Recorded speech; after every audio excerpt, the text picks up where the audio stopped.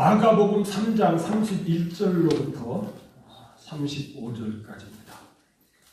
마가복음 3장입니다.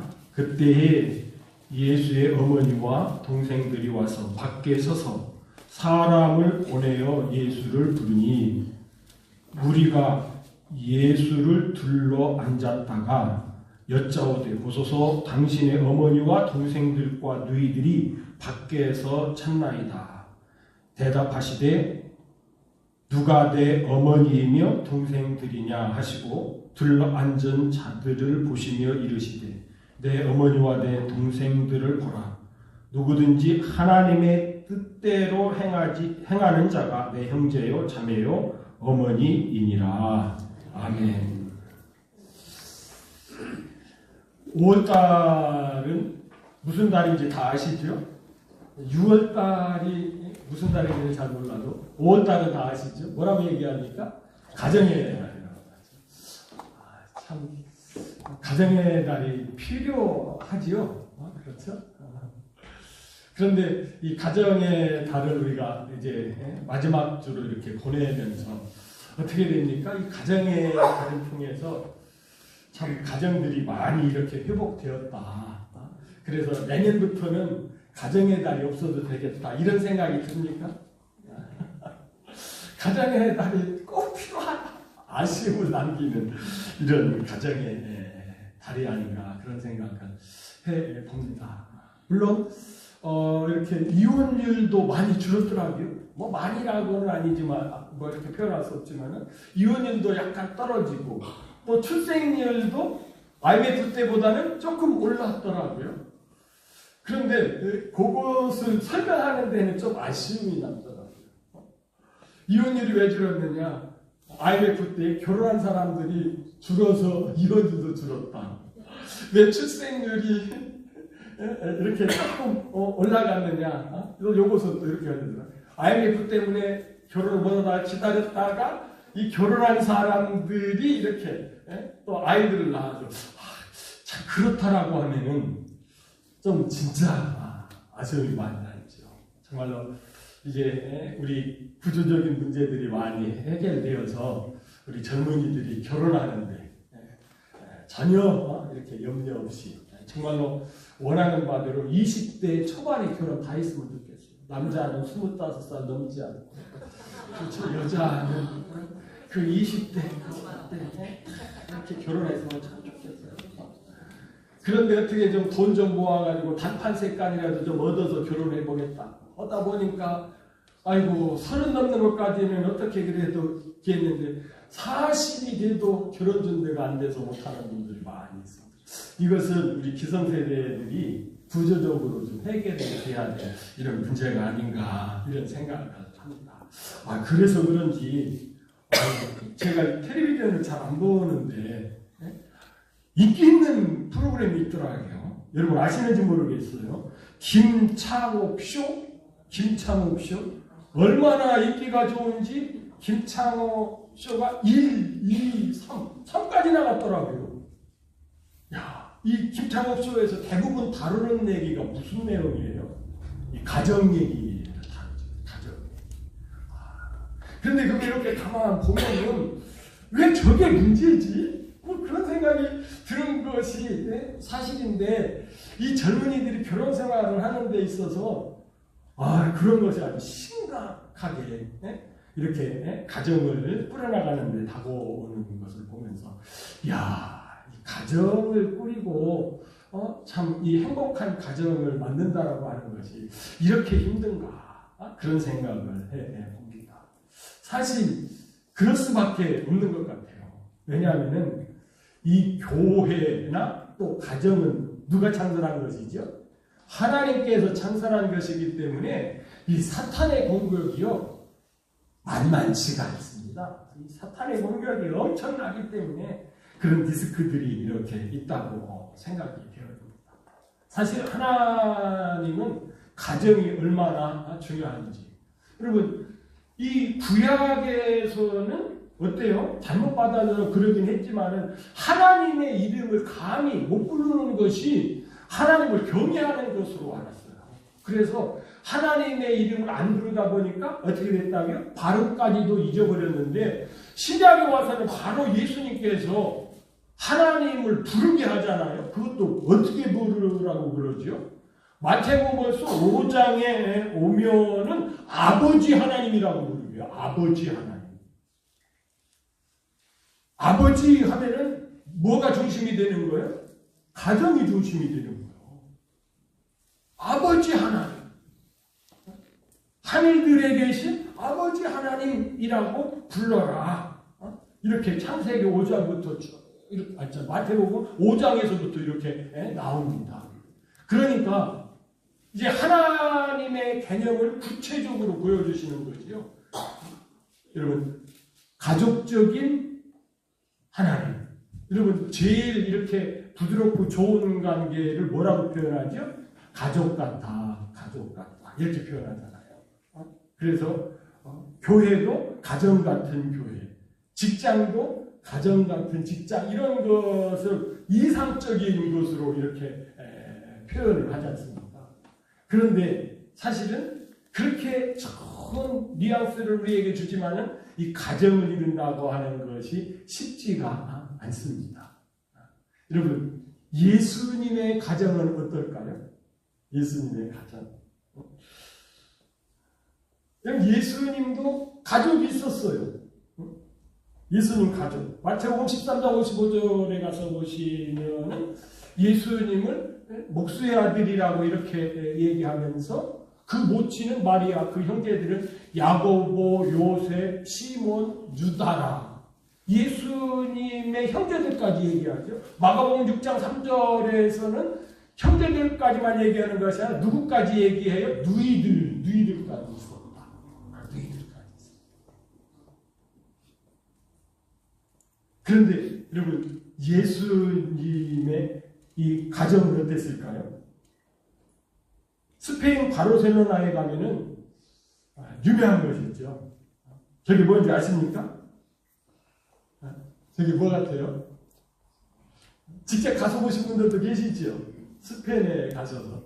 저도 가서 그때 봤는데, 제가 갔었을 때는 꽤 오래되어가지고, 그 십자가 탑이 3개인가 그때 그것밖에 없었어요. 지금 이렇게 대충 세봐도 8개.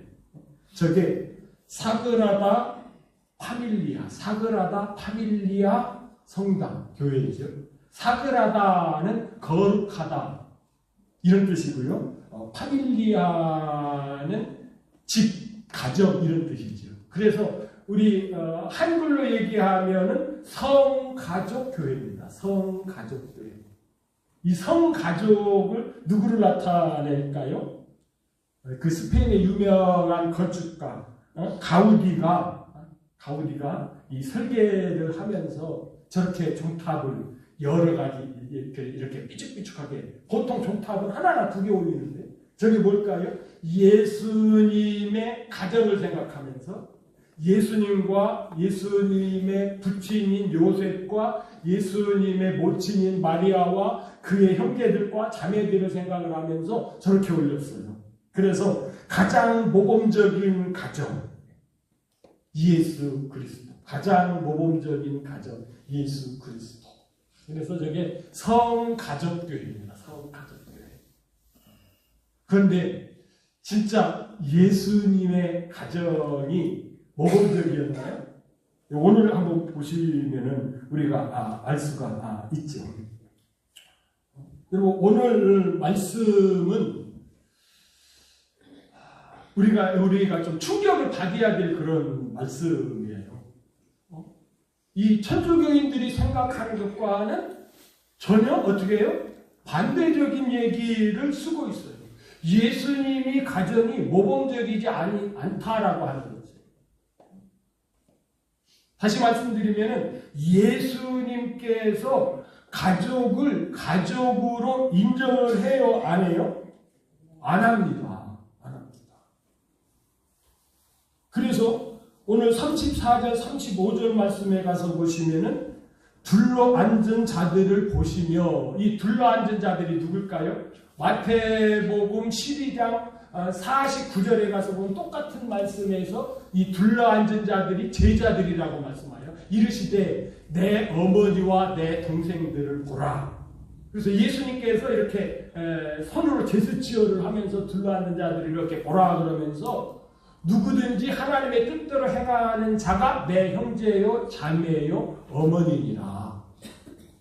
이렇게 말씀을 하심으로 말미암아 지금 밖에서 예수님을 찾는 마리아와 예수님의 동생들이라고 하는 사람은 예수님께서 저 사람들은 내 가족이 아니야. 내 가족이 아니야. 내 가족은 여기에 있는 내 제자들이야. 이런 밖에 있는 예수님의 가족이라고 하는 사람과 예수님께서 진짜 내 가족은 여기에 있는 제자들이야 하는 차이는 무엇이죠? 여기에 있는 사람들은 누구라고요? 하나님의 뜻대로 행하는 자고, 저 지금 밖에서 예수님 좀 불러주세요 하는 마리아나 예수님의 육신의 형제들은 가족이 아니라고 하는 거예요. 무슨 차이지요? 하나님의 뜻대로 하지 않기 때문에 내 가족이 아니라는 거예요. 그러면은 예수님의 그 육신의 가족들이 진짜 예수님의 가족이 되려면은 어떻게 하고 있어야 돼요? 하나님의 뜻대로 제자들처럼 여기에 예수님 발치 앞에서 어떻게 해요? 예수님께서 행하시는 기적을 보고 예수님께서 선포하시는 하나님의 말씀을 듣고 예수님께서 지금 강조하시는 이 하나님의 뜻을 분별해야 바로 내 가족이라고 이렇게 말씀하시는 것입니다. 그래서 마태오 요한복음 6장 40절에도 하나님의 뜻을 말씀하시면서 이렇게 가정관계로 표현하죠. 내 아버지의 뜻은 아들을 보고 향하여 믿는 자마다 영생을 얻는 이것이니 마지막 날에 내가 이를 다시 살립니다. 하나님의 뜻이 무엇이냐? 아들을 향하여 믿는 자마다 생명을 얻게 하는 것이다. 이렇게 말씀하고 계신 것이죠. 바로 이렇게 생명을 얻은 자들을 하나님께서 어떻게 하실까요? 예수님을 향하여 믿음으로 말미암아. 우리는 보통 이제 그걸 줄여서 예수님 믿는다, 예수님 믿어라 이렇게 얘기하는데, 우리는 더 정확하게 뭐라고 해야 된다고요? 예수님을 향하여 믿어야 된다. 여러분, 예수님을 향하여 믿어야 되기 때문에 향하여 믿는 것이 무엇인지를 사도신경에서 말씀하고 있죠. 예수님을 믿는다라고 하는 것이 무엇을 믿는다고요? 향하여 믿는 것이에요. 동정녀 마리아에게 나시고 고난을 받으시고 십자가에 못 박혀 죽으시고 장사한 지 3일 만에 부활하시고 하나님 우편에 앉아 계시다가 심판하러 오시는 분.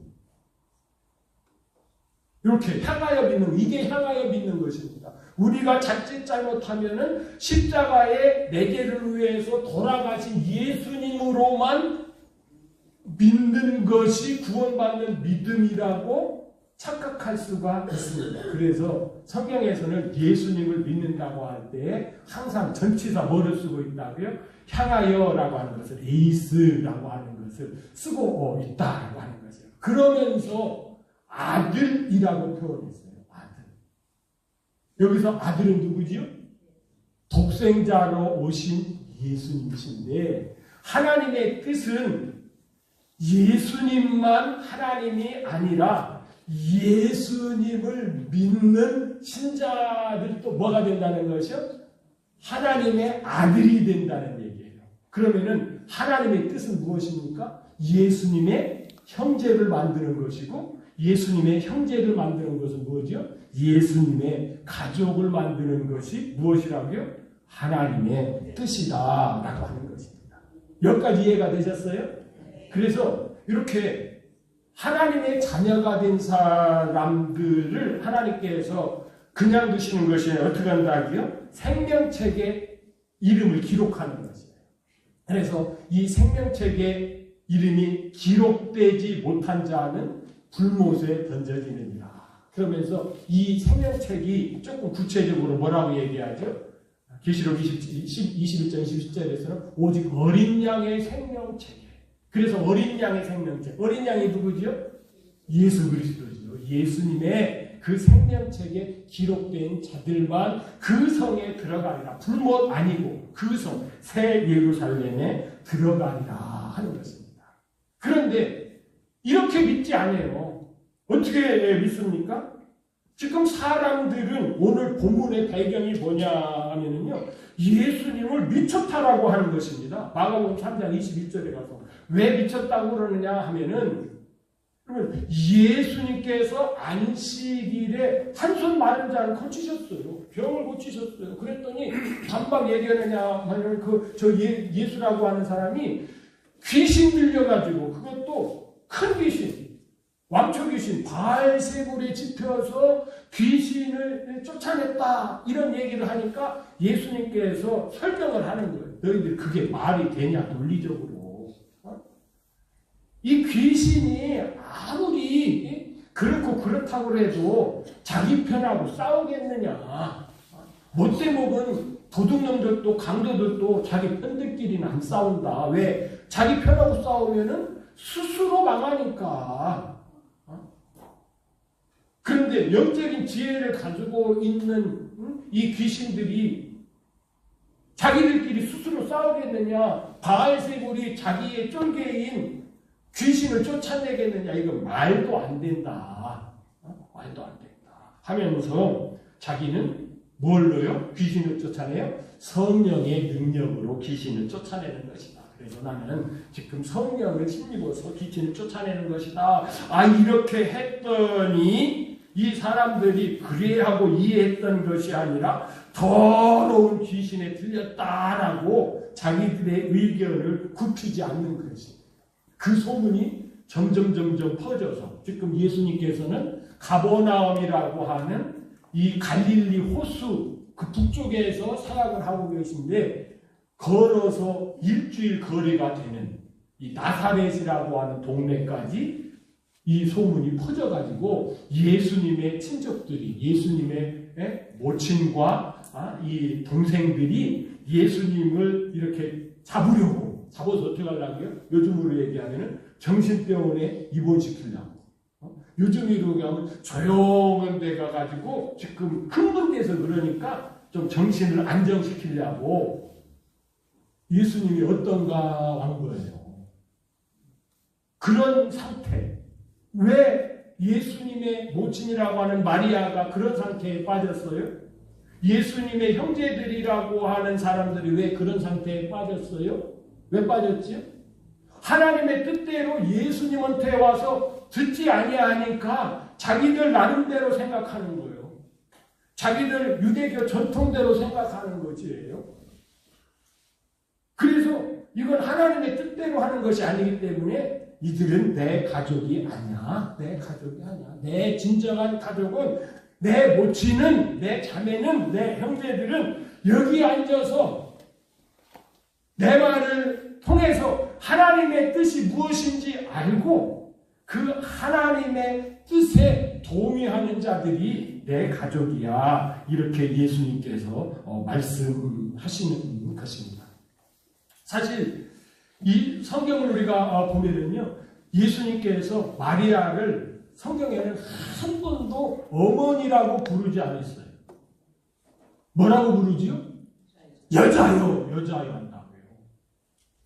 자기를 낳아주시고 길러주셨는데 예수님이 계속 여자요 해요. 귀나이. 이건요, 예수님께서 마리아를 높이는 얘기가 아닙니다. 그냥 진짜 여자요 하는 것이에요. 어머니 해도 부족한 터인데 더 사랑스럽게 한다고 그러면 어떻게 해야 되죠? 엄마 이래야 되죠. 엄마. 그런데 여자요 하는 의미가 무엇이라고요? 내 가족이 아니다라고 하는 거죠. 예수님께서는 왜 내 가족이 아니라고 이렇게 얘기한다고요? 이 마리아는 처음부터 그 예수님을 따르지 않았어요. 이 요한복음 2장에 가서 보시면은 예수님께서 가나에 가셨을 때 혼인잔치에 초청을 받아서 제자도 함께 가나에 가셨을 때에 이 모친도 거기에 와가지고 뭐 굉장히 뭐 하는 것 같아요. 그래서 그 자리에서 뭐를 경험하죠? 물이 포도주가 되는 것을 경험합니다. 그래서 포도주가 떨어진 그 잔치집에 포도주가 풍성함으로 그건 어떤 포도주? 질 좋은 포도주를 공급함으로 말미암아 아주 혼인 잔치를 더욱 빛나게 그렇게 만들었죠. 그래서 예수님의 모친과 그 다음에 예수님의 형제들이 잠깐 갈릴리 가나의 혼인잔치를 경험하고 이 나사렛에서 어디로 왔습니까? 가버나움으로 와가지고 예수님과 잠시 시간을 보냈습니다. 그런데 어떻게 했다고요? 며칠 있다가 그냥 다시 가버려요.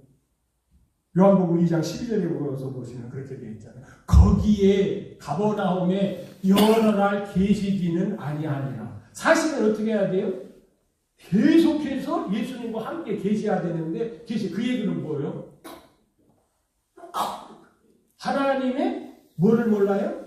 뜻을 몰라요. 그러니까 별거 아니네. 이러고 자기 식으로 유대인으로서 그냥 갈릴리에 가서 신앙생활 하는 것입니다.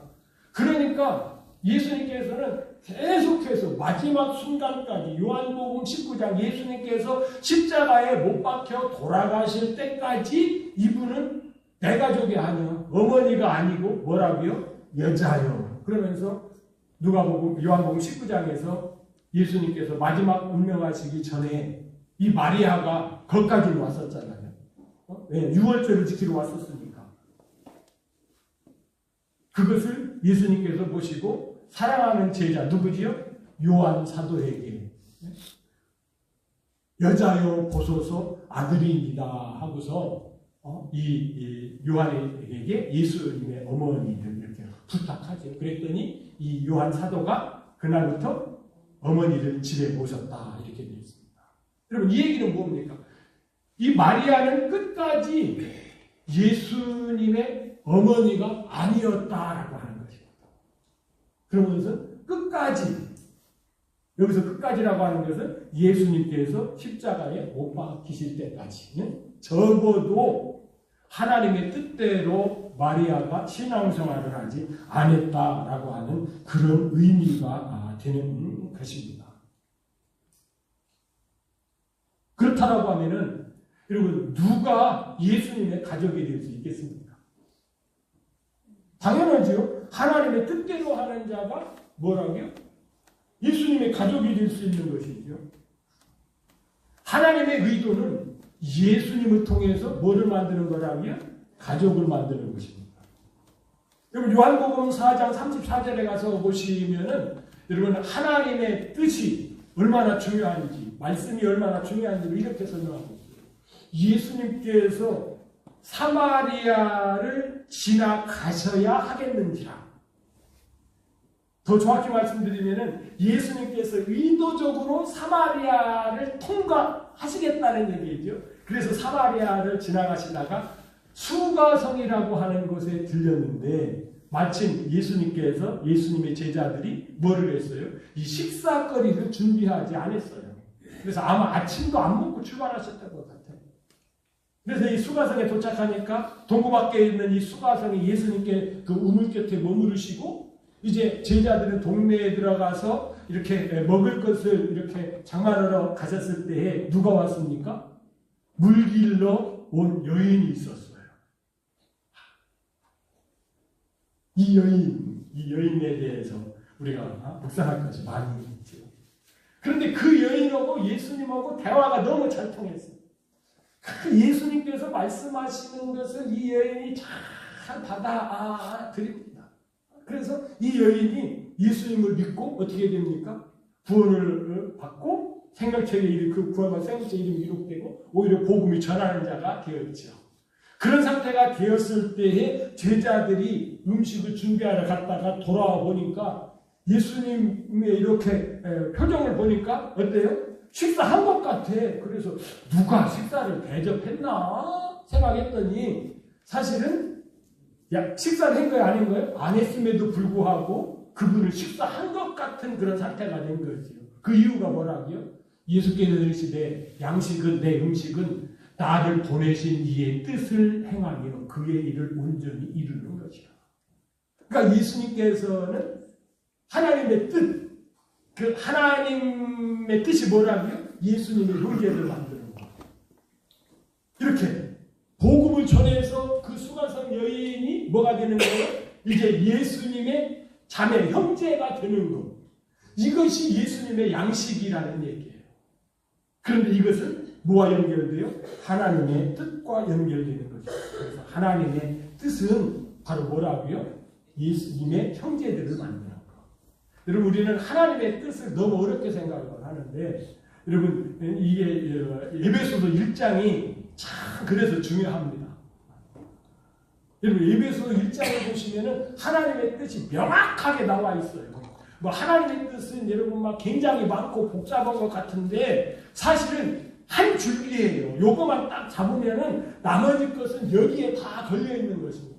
곧 창세 전에 그리스도 안에서 우리를 택하사 우리로 사랑 안에서 그 앞에 거룩하고 흠이 없게 하시려고 그의 기쁘신 뜻대로, 하나님의 기쁘신 뜻대로. 이 뜻은 언제부터 정해졌어요? 창세 전부터 우리를 예정하사 예수 그리스도로 말미암아 자기 아들들이 되게 하셨습니다.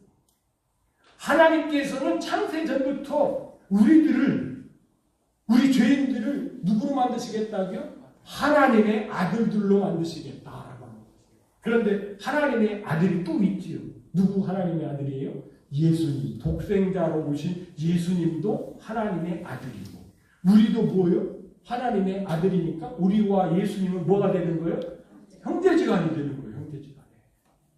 그래서 여러분, 교회에서는 우리가 다 예수님의 형제이기 때문에 형제여, 자매여 이렇게 부릅니다. 그런데 요즘은 우리 한국 교회가 종교화되다 보니까 형제여, 자매여 이렇게 부르지 아니하고 뭐라고 부르죠? 직함을 잡고 부르죠. 목사님, 장로님, 권사님 이렇게 부르는데 이것은 하나님께서 별로 기뻐하시는 것이 아니에요. 하나님께서는 우리를 목사 만들려고 구원하신 것이 아니고 뭘 만들려고? 형제 만들려고, 예수님의 형제 만들려고.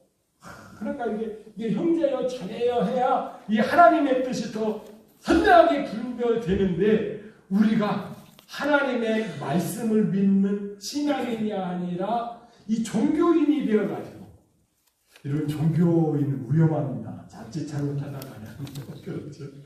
이 종교라고 하는 것은 이상하게 이 타락의 길로 들어가서는 거예요.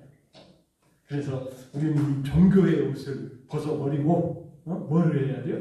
이 하나님의 진리의 말씀을 통한 믿음, 신앙을 말씀 중심으로 해서 바로 가져야 된다라고 하는 것입니다. 정리하면 이렇습니다. 하나님의 뜻은 뭐라고요? 하나님의 뜻은 그리스도로 말미암아 우리를 하나님의 아들들, 곧 예수님의 형제들이 되게 하는 것입니다. 이렇게 되어 있죠. 그리고 아까 우리가 에베소서 1장 6절에서 본 바대로 왜 우리를 형제들 되게 하느냐? 예수님의 형제들은 예수님과 하나님의 은혜의 영광에 찬송을 하게 하려는 것입니다. 마지막, 예수님께서 재림하실 때의 중요한 일이 무엇입니까? 예수님이 교회 한가운데 딱 쓰고, 이 교회가 뭐예요? 예수님의 형제들이에요. 서서 하나님께서 통치하셨도다. 하나님의 통치를 통해서 이렇게 예수님의 형제들이 구성되었습니다 라고 찬양하는 것을 하나님의 창세전의 뜻 가운데에서 벌써 가지고 있었던 것이라고 하는 것입니다. 그렇기 때문에 히브리서 2장에서는 뭐라고 말씀하셨다고요? 히브리서 2장 11절에 가서 보시면은 우리를 형제라 부르시기를 어떻게 한다고요? 부끄럽게 생각하지 아니하시고 이르시되 내가 주의 이름을 내 형제들에게 선포하고 내가 주를 교회 중에서 구하시라고요? 찬송하라. 이 교회 중에서 교회와 함께 하나님을 찬송하겠다. 이들을 내 형제로 삼으신 것을 찬송하겠다. 이렇게 선포하는 것입니다. 그래서 여러분, 예수님께서 형제되게 하기 위해서 우리에게 하신 중요한 일이 있죠. 그것이 무엇입니까? 여러분 사도행전 13장 33절에 가서 보시면은 무슨 말씀이 있어요? 마지막 슬라이드입니다. 예수님께서 십자가에 못 박혀 돌아가실 때까지는 예수님은 독생자였어요. 그때까지만 해도 하나님의 아들은 어떻습니까? 한 명밖에 없었어요. 누구밖에 없었어요? 예수님밖에 없었어요.